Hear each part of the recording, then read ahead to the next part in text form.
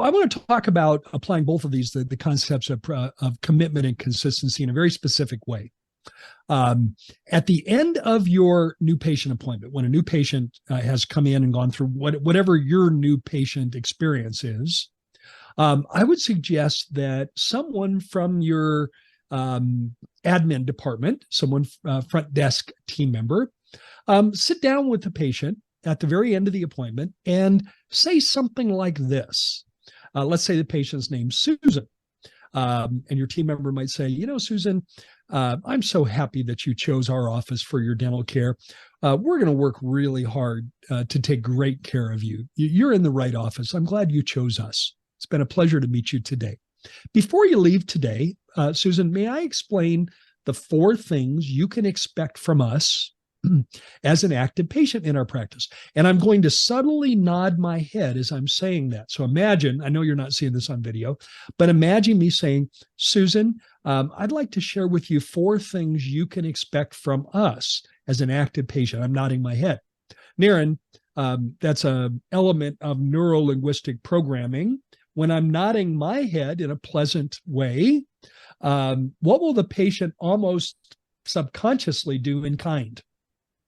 They are also probably nodding their head subconsciously. They nod their head. If I'm nodding my head, yes, they're going to just, it's subtle. It's not even conscious. They'll just nod their head. Yes.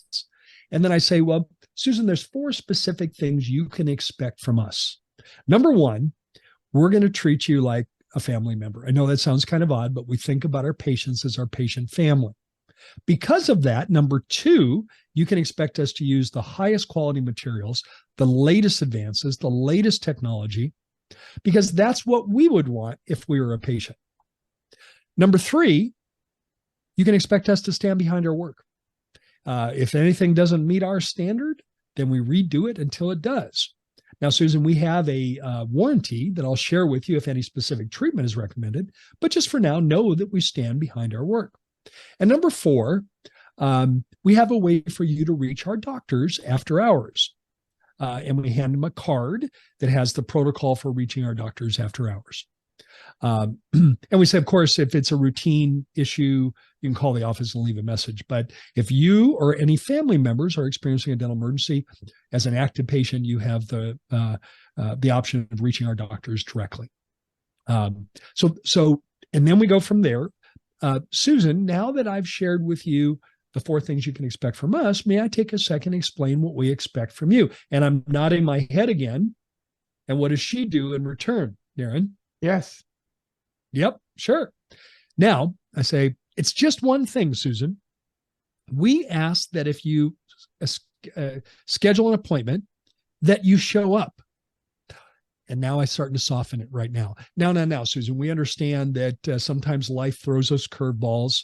And we know that sometimes stuff happens. We're family people. We understand stuff happens. By the way, I saw a bumper sticker the other day that says stuff happens. Well, the first word wasn't stuff. It did start with S, though. And usually the patient smiles and laughs at that. And we say, we understand that stuff does happen. And when it does happen, all we ask is that you kindly give us at least 48 hours advance notice to let us know if you need to change an appointment. Susan, does that sound fair to you? What do they say every time, Niren? Every Absolutely. time. Absolutely. That's very now fair. Notice the psychology here. I've given her 4 things. Mm-hmm. I've only asked for 1. And it's pretty reasonable. And really all I've really asked for is that they give us 48 hours if they need to change an appointment. Mm-hmm. Now, I would be fibbing if I told you that just by going through that process, everybody's either going to show up or give you 48 hours. That would be a fib. That wouldn't be accurate. But I know it works. And I have data from quite literally hundreds of practices to show that it works.